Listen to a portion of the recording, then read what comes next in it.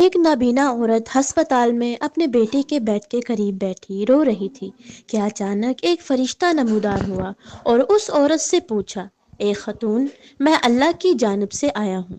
اللہ چاہتا ہے کہ آپ کی کوئی ایک آرزو پوری کرے۔ اب بولو، اللہ سے کیا چاہتی ہو؟ عورت نے اپنا چہرہ فرشتے کی سمت کر کے کہا، اللہ سے چاہتی ہوں کہ میرے بیٹے کو شفا یاب کر دے۔ فرشتے نے کہا، پچھتاؤ گی تو نہیں؟ ہرگز نہیں۔ عورت نے فوراً جواب دیا، لو، اللہ نے تمہارے بیٹے کو شفا بخش دی، مگر تم اپنی آنکھوں کی بینائی واپس لانے کی خواہش بھی تو کر سکتی تھی۔ وہ عورت مسکرا کر بولی، نہیں، مجھے میرا بیٹا میری آنکھوں سے زیادہ پیارا ہے۔ سالوں گزر گئے اور وہ بچہ بڑا ہوا۔ وہ پڑھ لکھ کر ایک کامیاب انسان بن گیا تھا اور اس کی ماں اس کی کامیابیوں کا جشن ہر موقع پر مناتی رہتی تھی۔ اس نے شادی کر لی اور وہ اپنی بیوی کو بہت چاہتا تھا۔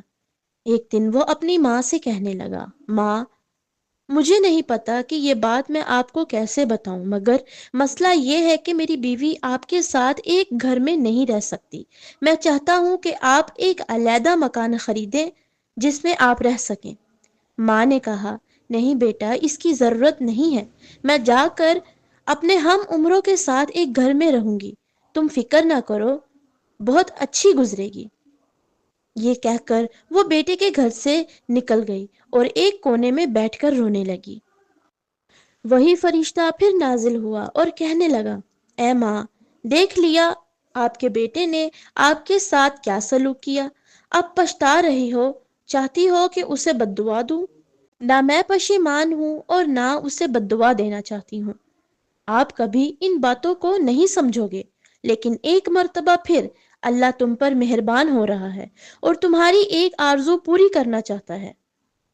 میں جانتا ہوں کہ تم اپنی آنکھوں کی بینائی واپس حاصل کرنا چاہتی ہو، کہو کیا میرا اندازہ درست ہے؟ ماں نے پھر پورے اطمینان سے کہا، نہیں۔ فرشتے نے تعجب سے پوچھا، پھر کون سی آرزو پوری کرنا چاہتی ہو؟ میں چاہتی ہوں کہ میری بہو ایک اچھی بیوی اور ماں بن جائے تاکہ وہ میرے بیٹے کو خوش رکھ سکے، کیونکہ اب میں اس کا خیال رکھنے کے لیے اس کے پاس نہیں ہوں۔ سچ ہے کہ کوئی بھی رشتہ ماں کا مقابلہ کرنے کے قابل نہیں ہے۔ اسی طرح کی مزید دلچسپ معلوماتی اور سبق آموز کہانیاں سننے کے لیے امان ولاگز یوٹیوب چینل کو سبسکرائب کر لیجیے۔